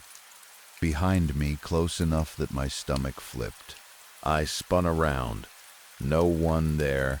I snapped my gaze back to the mirror. She was still there. And then I saw the walls. There was blood smeared across them, dark streaks, like someone had dragged their hands along the paint. Too much blood to be a nosebleed. Too much to be anything normal. It looked fresh, wet, real. I don't know how long I stood there. When I finally moved, it was pure panic. I grabbed towels. I wiped and scrubbed until my arms ached. The blood came off, but the fear didn't. My hands were shaking so badly I could barely hold the towel. When I finished, I didn't stay. I ran out of my home and drove straight to my mother's house like a child, heart hammering, not caring if I looked insane. I needed another human being, another set of eyes, another place to stand that didn't feel poisoned. Now I'm here, sitting in a room that still smells like my childhood, trying to figure out what I'm supposed to do next. And here's the part I'm almost afraid to say out loud, because saying it makes it sound real in a way I don't want. Ever since the sleep paralysis started, I've been getting compulsions to hurt people. Not all day, every day, but often enough that it scares me. It feels like something pushing at the edges of my mind, testing me, trying to see what I'll do. I don't want to hurt anyone. I don't want to be that person, but the thoughts keep showing up anyway, vivid and ugly, like they don't belong to me. Does it have to do with this situation? With the record? With the woman and the flute? I don't know. I don't know if I'm being haunted or if I'm having a mental break from grief and sleep deprivation. I don't know if the story I was told is real or if it's a local legend that my mind latched onto because I needed an explanation. What I do know is this: I am scared, and I don't trust what's happening inside my head anymore. You asked for advice, so I'm going to give it as plainly as I can. Because of the compulsions to harm people and the fact you're seeing things while awake, you need urgent professional help in the real world, not just internet reassurance. That doesn't mean you're crazy as an insult. It means you're dealing with symptoms that can become dangerous if you try to white-knuckle them alone. Grief, sleep paralysis, severe sleep loss, and stress can all trigger hallucinations and intrusive violent thoughts. Some medical problems can too. Whatever the cause, you deserve treatment, and you deserve to be safe. If you feel like you might act on those urges, call your local emergency number immediately. In Poland, it's 112, or go to the nearest emergency department. If you're in the US/Canada/UK, use 911 over 988 US. 988. Canada varies by province, but 988 is rolling out nationally, or 999 over 111 UK, depending on urgency. If you are in immediate danger of harming yourself or someone else, it's an emergency. Tell your mother exactly what's been happening, including the urges. Stay with someone you trust. Do not stay alone tonight. Remove access to anything you could use to hurt someone. Knives, tools, firearms, lock them away or have someone else hold them for now. Avoid alcohol or drugs because they can make impulses worse and sleep worse. Also, Get a medical check as soon as possible. Tell a doctor about the sleep paralysis, hallucinations, and intrusive thoughts. Ask them to evaluate for sleep issues, neurological causes, and mental health causes. If you're still living in the same home where this started, consider practical safety checks too, like checking for carbon monoxide exposure, especially in older houses with older heating, because that can cause strange symptoms and hallucinations. About the record specifically, don't keep handling it, don't sleep with it nearby, and don't try more tests. If it's tied to your fear, interacting with it may be reinforcing the cycle. Put it away in a sealed container and keep it out of your immediate space. But please don't treat that as the solution. Treat it as reducing one trigger while you get actual medical and psychiatric support. If you want, tell me 2 things, and I'll tailor the advice more precisely. Your age, and whether you've had any history of sleep paralysis, anxiety, depression, or trauma before your dad died. Story 4.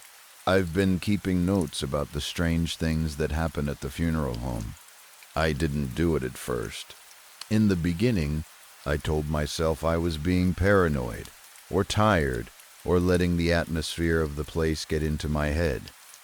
But a few months into the job, I realized something that bothered me more than any single incident. If I didn't write the details down, I would either forget them completely, or I would remember them in a softened way, like my mind was sanding the edges off to protect me. And then, I'd do what people always do when something doesn't fit their understanding of the world. I'd convince myself it never happened. I told myself the journal would help, that if I recorded what I saw, the time, the room, the exact order of events, I'd either find a logical pattern or at least be able to prove to myself I wasn't losing it.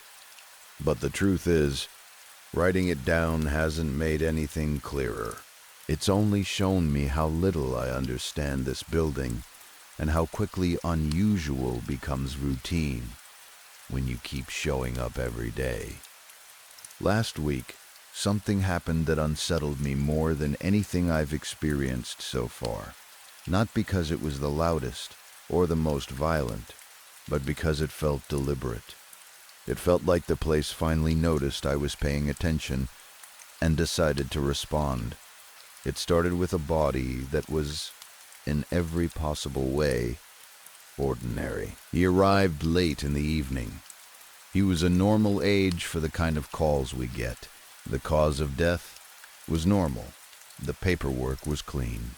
No unusual instructions from the family. No awkward questions from the police. Nothing that would make you pause. If I had to describe him in one word, it would be unremarkable. When we moved him onto the operating table, I didn't notice anything strange until his arm shifted slightly when we adjusted the sheet. It wasn't a big movement, just a small roll, like his elbow had found a different balance point. I told myself it was residual motion, the kind you read about in training, the kind you're warned can happen because muscles don't always understand the person is gone. It can be gas pressure. It can be the way a joint settles. It can be any number of things that sound clinical on paper and still make your stomach tighten when you see it in real life. Martin didn't comment on it, so I didn't either. That's one of the first things I learned working here. Martin chooses his words carefully, and the things he doesn't say matter as much as the things he does. He's not the type to give you comfort. He's also not the type to act impressed. He treats everybody the same way, like routine is a form of respect, like calm is the only safe way to exist in a building full of the dead. When I first started, I thought it was cold. Now I understand it might be survival. We tagged the man, logged him, and slid him into the refrigeration unit, like we always do. The unit is old but reliable. A row of metal drawers with long handles that are always colder than you expect. When you close a drawer, there's a specific sound when the seal catches, slightly hollow, like closing a heavy refrigerator in a small room. The sound echoes more than it should, and I've always hated that, because echoes in that room make the space feel deeper than it is. I remember checking the label twice before I left that night, not because anything seemed wrong, but because I've developed a habit of double-checking after what happened with Daniel Crow. I don't like writing about Daniel Crow. Even seeing his name on paper makes my skin tighten. But that incident changed the way I behave at work. It taught me that this place doesn't just hold bodies, it holds mistakes. It holds things that want to be forgotten. And sometimes it feels like it holds a memory of what people have done here. Like the building itself keeps track, even when we don't. That night, though, I left thinking everything was normal. The next morning, I arrived earlier than usual, partly out of habit, and partly because sleep has been harder since I started working here. There are nights I fall asleep fine, and then wake up at 3 a.m. with my brain wide awake and my heart doing that fast, anxious beat, like it heard something I didn't. On those mornings, coming in early feels easier than lying in bed trying to force my eyes closed. I unlocked the front door, stepped into the quiet lobby, and set my things down in the office. The building always feels different in the morning. During the day, there are families coming and going, phones ringing, footsteps, low voices. In the morning, especially before anyone else arrives, the funeral home feels like it's holding its breath. The air is still. Even the light looks flatter, like the place doesn't want shadows until someone turns them on. I went straight back to the preparation room. My plan was simple: get a head start, check the schedule, maybe set up the room for the day. Routine tasks, safe tasks. The refrigeration drawer was closed. That was the first thing I noticed, and for a moment, it felt reassuring, because it meant whatever I half expected to see, though I couldn't have said what, hadn't happened. Then I opened it. It was empty. For a second, I couldn't process what I was looking at. My mind tried to fill in the missing shape like it was a visual trick. The drawer was clean metal, a thin layer of frost in the corners, no sheet, no tag, no body, just a cold, empty space where someone had been the night before. I froze with my hand still on the handle, staring down the row of other drawers like one of them would suddenly confess where he'd gone. My brain scrambled for rational explanations. Maybe Martin moved him. Maybe another employee did and forgot to mention it. Maybe I somehow put him in the wrong drawer and convinced myself I didn't. Maybe I misread the label. Maybe someone made a mistake in the log. There are only so many explanations for a missing body in a locked refrigeration unit, and all of them rely on the idea that something normal happened and can be corrected if I just find the error. I checked the label again, even though I already knew it was correct. The tape was the same tape. My handwriting was my handwriting. Then I started opening drawers. I went one by one. At first, I was careful, methodical, because you don't want to cause a mess in that unit. The drawers slide out smoothly, but they still carry weight, and you learn quickly to keep your hands steady. After 3 empty checks, my speed increased without me deciding it should. My heart was thudding, and my breathing sounded loud in my own ears. I found him 4 drawers over. He was positioned exactly as we had left him, sheet pulled up neatly, tag still in place, his face covered, his hands under the sheet, in whatever resting position we'd arranged. Nothing looked disturbed. Nothing looked damaged. It was as if someone had simply moved the entire drawer's contents intact, without shifting fabric or folding anything wrong. I stared at him, then at the drawer number, then at the drawer I'd opened first. My stomach felt hollow. I closed the drawer, paused, then opened it again, just to make sure I hadn't made a mistake from adrenaline. He was still there. I didn't move him back. I didn't even touch the sheet. I just closed the drawer carefully and walked out of the refrigeration room feeling like my shoes were too loud. When I told Martin later that day, I expected a reaction, even a small one. A raised eyebrow. A pause. Something. He listened without interrupting.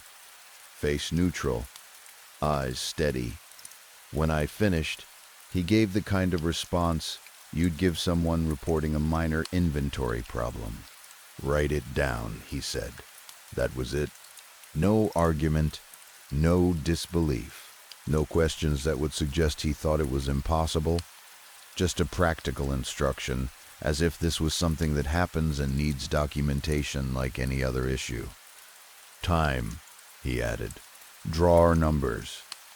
Anything else you notice?" Then he turned back to what he'd been doing.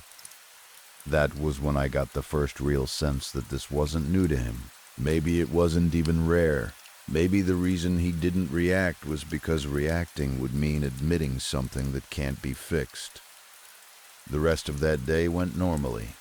Families came in. Phones rang. A delivery arrived. We did our work the way we always do, speaking softly without being told to, because something about working around the dead makes loud voices feel wrong. That night, before I left, I checked the drawer again. He was still in the drawer I'd found him in that morning. I decided to leave him there instead of moving him back to where he should be. I told myself it didn't matter. The refrigeration unit works the same no matter which drawer you're in. But then, without fully thinking through why, I marked the outside of the drawer. I pulled a short piece of masking tape from the roll and stuck it across the seam, where the top of his drawer met the bottom edge of the drawer above it. It was a simple seal. If someone opened the drawer, the tape would tear. If the drawer stayed closed, the tape would stay smooth. It was the kind of thing you do when you want proof, but don't want to admit to yourself you want proof. I went home with a small pit in my stomach. All night, I tried to argue with myself. Maybe someone did open the drawer. Maybe Martin moved him again and didn't say. Maybe a janitor came through and opened it by mistake and shut it. None of those explanations felt good, but they were still explanations that lived in the normal world.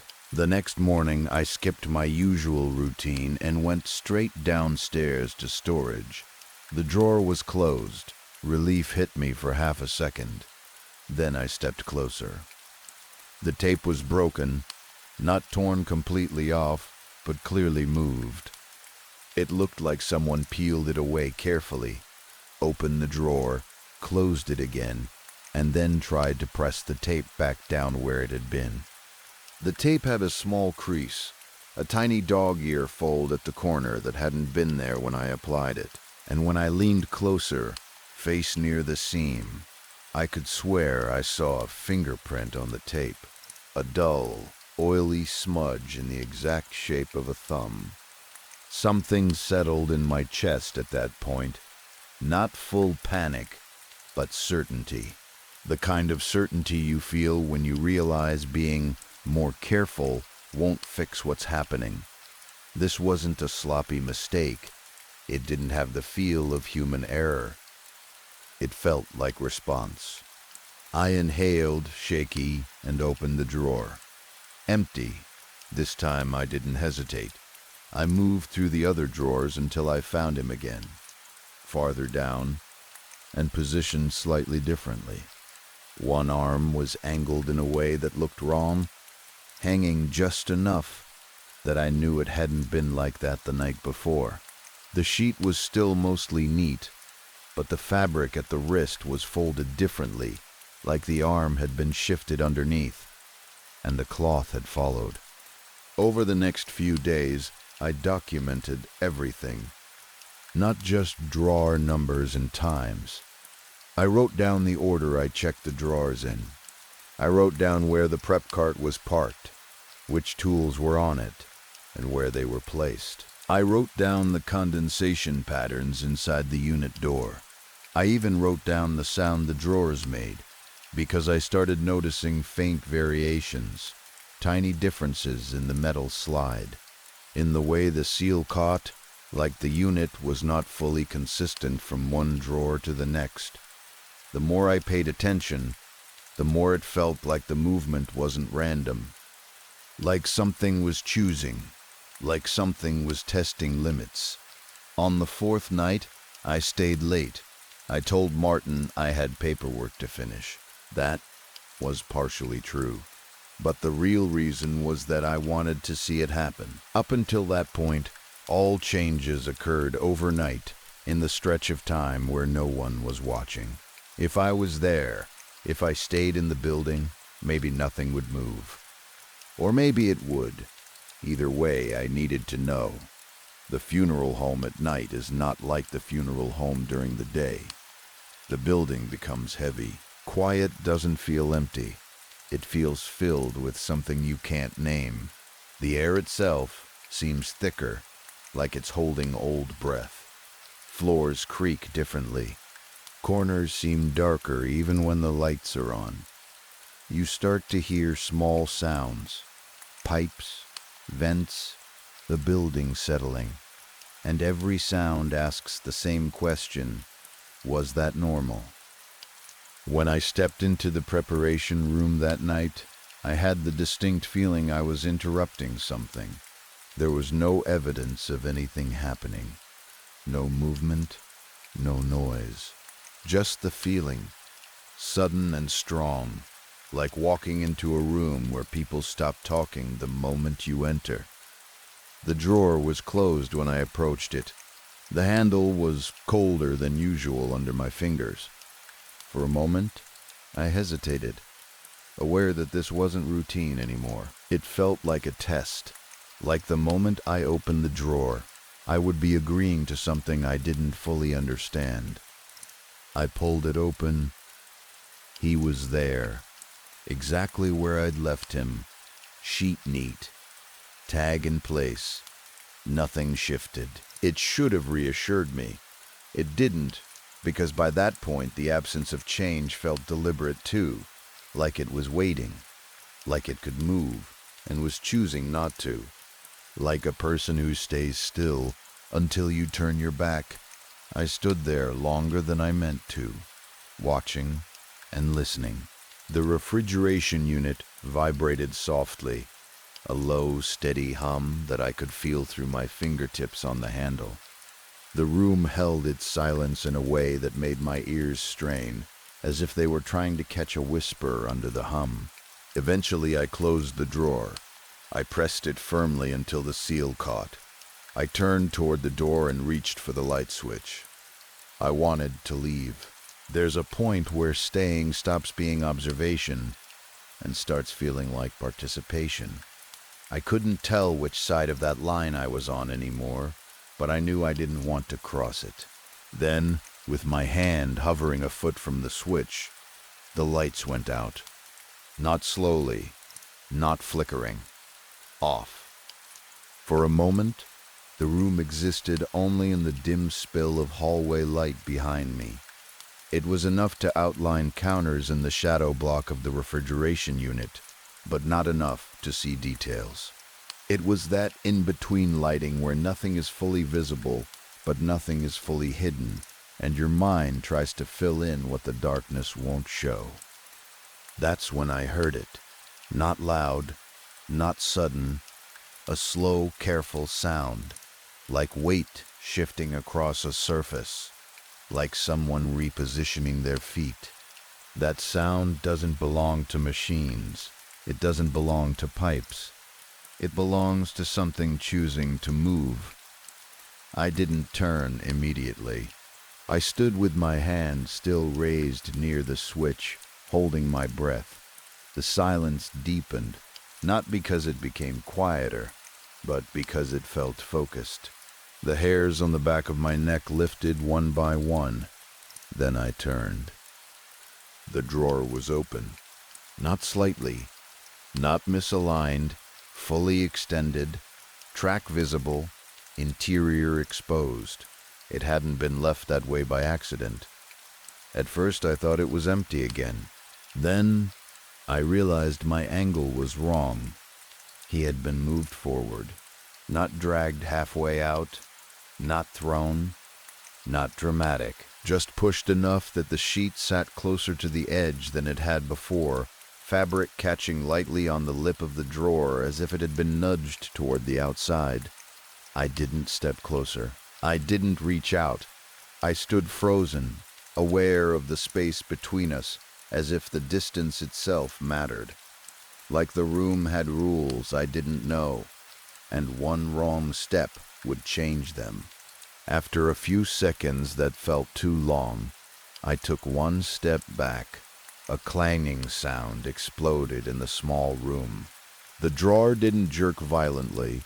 It slid outward in a short movement and hit the end of the track with a hard metallic impact, like it had been pushed with enough force to make it complain. I froze mid-step, heart jumping. Then I stepped back again, slower. The drawer slid again, a smaller movement this time, and clanged into the track again. Not the exact same distance, but close enough that the message was clear. It was following me. I stopped. It stopped. The room felt smaller. Not physically. The walls didn't move. But the space between me and the unit felt less reliable now, like it could collapse if I wasn't careful. Like distance wasn't a fixed thing anymore, but a permission that could be revoked. I don't remember deciding to leave. I only remember suddenly being in the hallway, the prep room dark behind me, the door shutting with more force than I intended. The latch sounded loud in the quiet corridor, a sharp click that felt final. I stood there listening, half expecting another sound from inside, another slide, another clank, something to prove it hadn't stopped just because I wasn't looking. There was nothing. Silence returned like a blanket, smooth and unbroken, as if the room reset itself the moment I stepped out. The next morning, I came in like I always do. The drawer was closed. I stood in front of it longer than I should have, hand resting lightly on the handle, feeling the faint vibration beneath my skin. The hum seemed to go straight into my bones. My hesitation was worse than it had been. Opening it no longer felt like checking. It felt like agreeing. When I finally pulled it open, it was empty. I didn't check the other drawers right away. Instead, I turned, already aware of where my attention was being pulled, and I saw him on the preparation table. He was positioned neatly, like someone had placed him there with care. The sheet was folded back just enough to expose his face to the overhead light. His head was turned slightly toward the door, toward where I stood. Not dramatically. Not enough that anyone else would scream if they walked in, but enough that I knew it hadn't been like that before. Enough that it felt like acknowledgement. I remained where I was. I didn't walk closer. I didn't speak.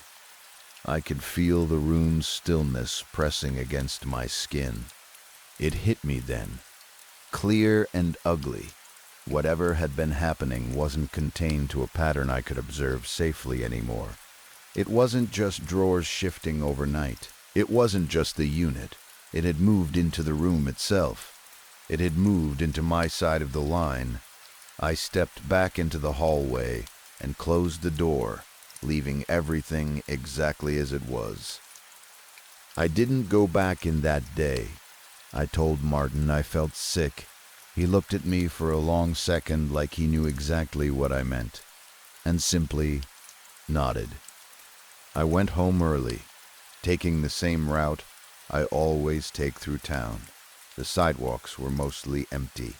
Fog lingered in the spaces between buildings where streetlights don't reach. It was the kind of fog that softens edges and makes distance hard to judge. The town felt muted, like sound didn't travel the way it should. For a while, the walk felt normal. My footsteps were steady on the pavement. My breath made small clouds in the cold air. Cars passed occasionally, their tires hissing on damp road, headlights blurred by the mist. Then I became aware of a second rhythm beneath my own. At first it was so faint I almost dismissed it. Fog can make your own steps sound strange, like there's an echo. Wind can carry sound. Your mind can invent patterns when you're scared. But this rhythm adjusted with me. I slowed slightly, not abruptly, just enough to test it. The sound behind me slowed too, not perfectly matching me, but shifting in a way that suggested awareness rather than coincidence. When I stopped, the sound behind me stopped after a slight delay, like whatever was doing it needed a moment to register that I'd paused. I stood still and listened. The quiet pressed in, my ears strained for the next step, the next confirmation. My heart beat too loud in my chest. I didn't turn right away. I didn't want to. Turning would make it real in a different way. It would force my brain to choose. Either I see something, and my world changes, or I see nothing, and I start doubting myself again. Finally, I looked back. There was nothing there. The sidewalk stretched empty behind me. Fog softened everything until the end of the street looked like it faded into a blank wall. For a few seconds, I almost convinced myself it was nothing. My own steps bouncing back. My nerves making me hear things. Then I started walking again. After a few seconds, the second rhythm returned. Faint. Measured.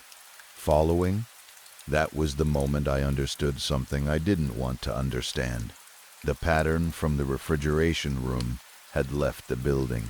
Or maybe it had always been able to leave, and I'd only just given it a reason to.